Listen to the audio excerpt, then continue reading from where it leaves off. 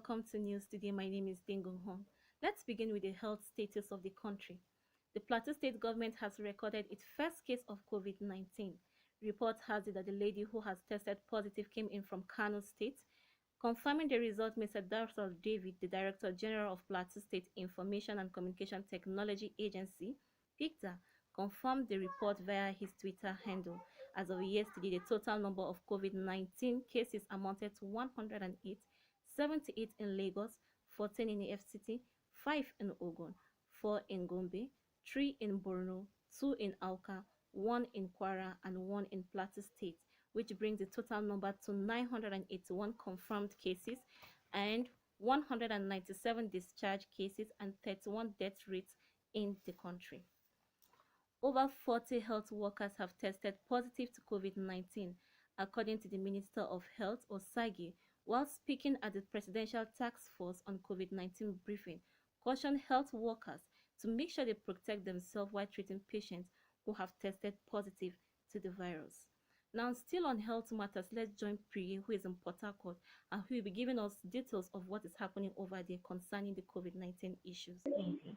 So I was like, how is Port Harcourt today and the lockdown concerning the COVID-19 issues? First of all, Port Harcourt has been under serious lockdown some parts of the state, while some other parts is actually on a total lockdown, partial and total. And total has to do with the Port Harcourt as a city. Then River State as a state, some areas things are still happening as if there's no virus actually. But Port Harcourt is quite serious because that's the nerve of the state.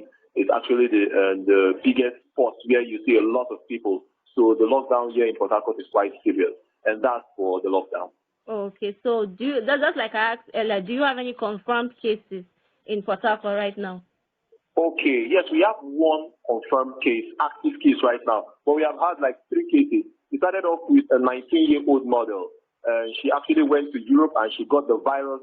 Coming back, she discovered that she had some symptoms of the virus. She self-isolated herself, and the state government had to treat her 14 days. Then finally, she tested negative to the virus. Then after that, we had a 61-year-old man who is a retired oil worker. He went to Europe, and on the street to Port Harcourt via Lagos, he discovered that he had the virus.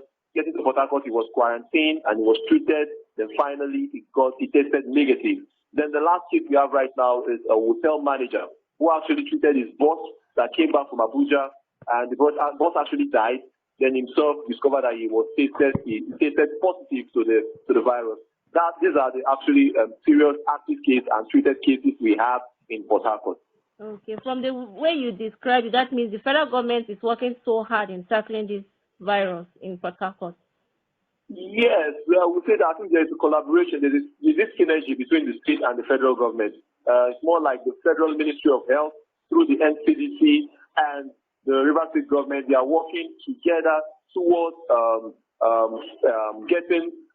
discovering these people, because it's quite difficult for people to come out for testing. It's quite difficult to actually get them out in their locality and bring them up for testing.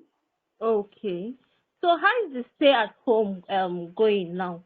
Because a lot of people tend not to obey the stay at home law, but how is Port Harcourt people obeying the stay at home law? Yeah, first of all, as a journalist myself, I'm under essential services, so we are still going out there to report. But for people that are actually on the non-essential part of the society, that's the traders, the petty traders, the artisans, and some other workers, they're actually feeling the brunt right now. Some persons are actually clamoring for palliative from the government, the state and federal government. Right now, some people are saying they cannot even feed and feeling their pulse out here in Port Harcourt. People are actually complaining heavily that they really need palliative from the federal and state government. Okay. And one big issue we're having in Port Harcourt is actually believing that there is a virus. I think that's one issue that we journalists need to actually put it out there in their faces, let them know that the virus is actually real. And there's that gap between the federal and the government and the people. People are mistrusting the government. They don't trust the government. I think that's the basic problem we have in Port Harcourt, convincing them that there's actually a virus that's killing people globally. That's true. Well, thank you very much, Mr. Priye. We hope to hear from Yeah. you from Port Harcourt. Thank you very much.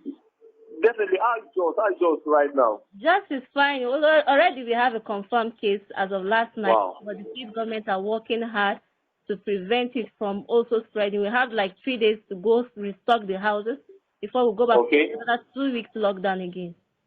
Okay. And there's another big issue we're having in Port Harcourt, the palliative, spreading the palliative. Some civil society groups within the state are complaining that some of these palliative are being shared across party lines.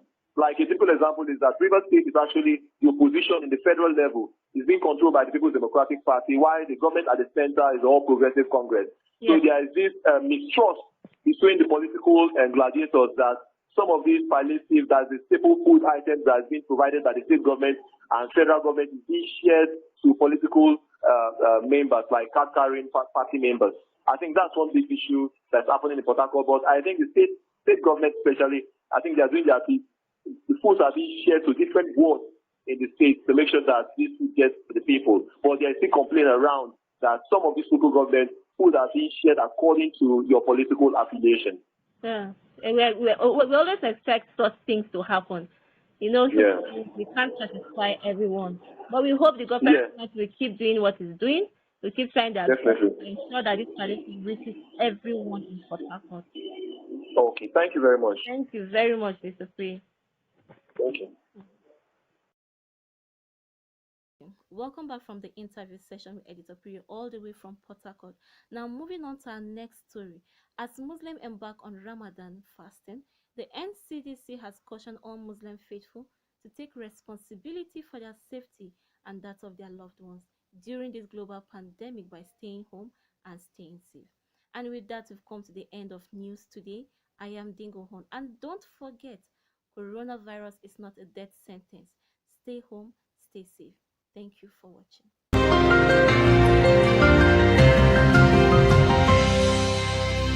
Audio Jungle.